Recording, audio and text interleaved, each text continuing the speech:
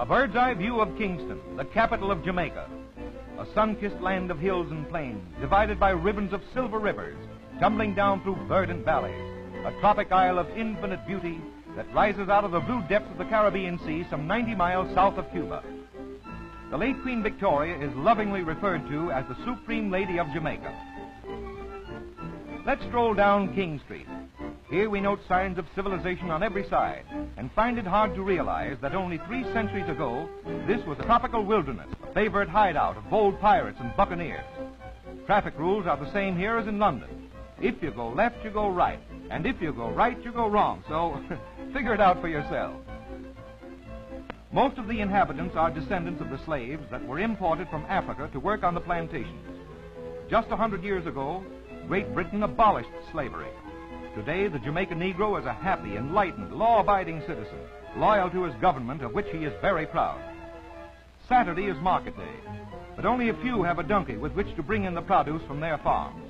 The men usually stay at home to work the farms, while the women walk to market, carrying everything on their heads. Some of them have to walk 10 miles or more.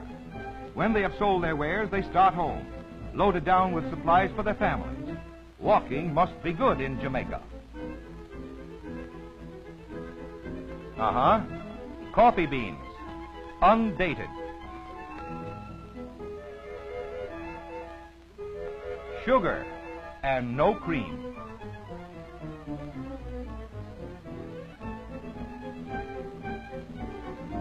But plenty of soda pop to wash it down.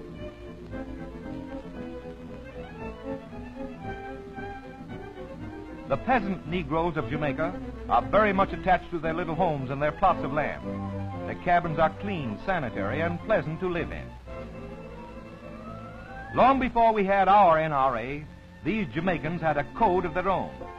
A 4-day week gets them enough money for their everyday needs. Their clothing is scanty at times, but they always dress with due regard to modesty. The women have acquired the habit of using plenty of soap, so that the entire family is kept clean, in appearance at least.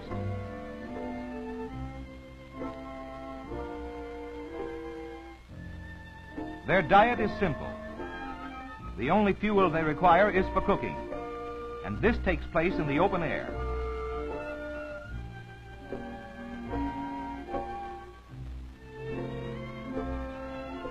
Say, isn't he cute?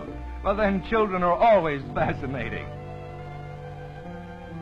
Come on there, young fellow. You're too old to do that. Take your finger out of your mouth.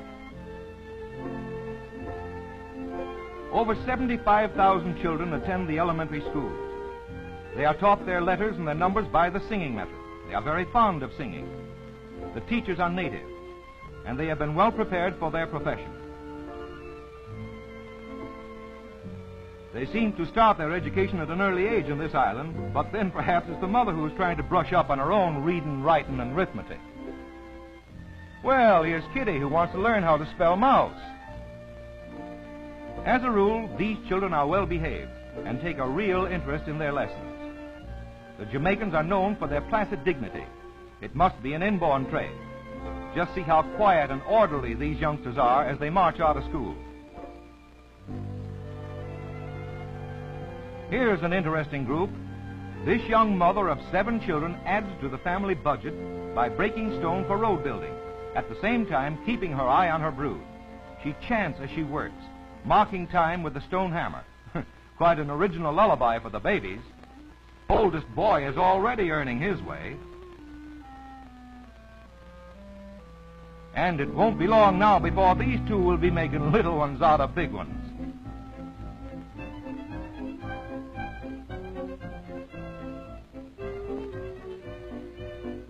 This woman is spreading the broken stone over the roadway, a handmade road. Jamaica has an ideal soil and climate for raising sugarcane. All over the island, you will find small plantations with primitive sugar mills like this one. And would you believe it? This little mill turns out 600 pounds of raw sugar each working day. The cane is fed by hand to the rollers, and the juice which runs out is boiled down until it hardens. The process is similar to the one used in making maple sugar. This raw sugar is sold to the natives only. The large modern mills, which make the higher grade of sugar, and this sugar is exported. These small mills may be primitive, but they certainly deliver the goods.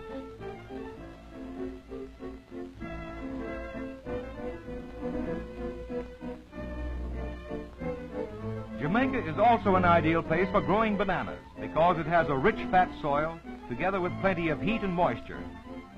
These are young trees about 3 months old. In another 5 or 6 months, they will bear fruit. These trees are full grown from 8 to 10 months old, and they are ready to be picked.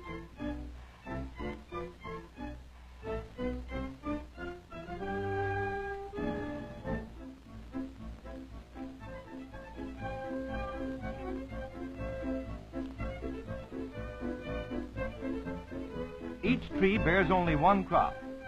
When the bananas are cut off, the picker destroys the tree. The shoots that spring up out of the roots grow rapidly to furnish the next crop.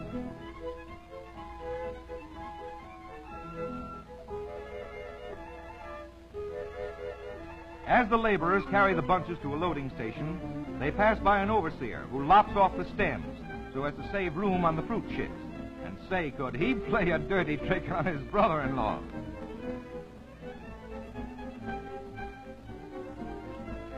On very large plantations, they have narrow-gauge railroads for delivering the bananas to the wharves. On this one, a bullock cart answers the purpose, and here's the motive power. Here they come, along one of those handmade roads, bound for the waterfront.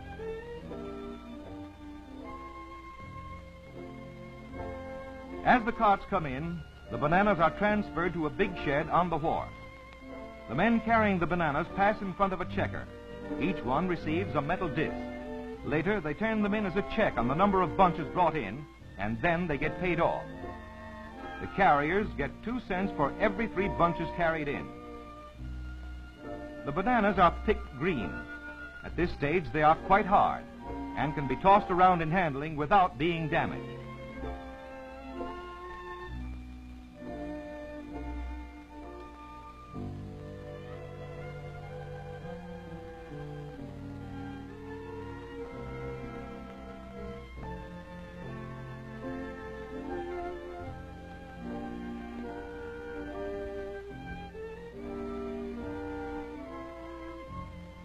Now, while the lighters go out to the ship and unload, let's wander along the shore and give the fishing industry the once-over.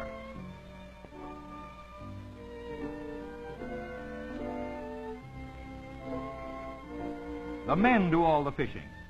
Their boats are in one piece and are dug out of the large trunks of the cottonwood tree. When they return from a catch, the women wade out to the boats and bring in the fish. They clean them and scale them right on shore, and then take them to market.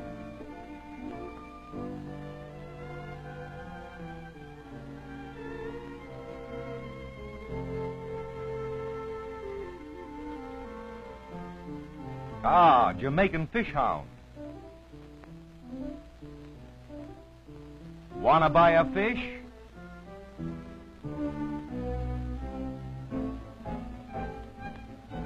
Well, after all, we've missed our boat. But who cares? Jamaica is such a pleasant place in which to loaf, we don't mind having to wait for the next steamer, do we?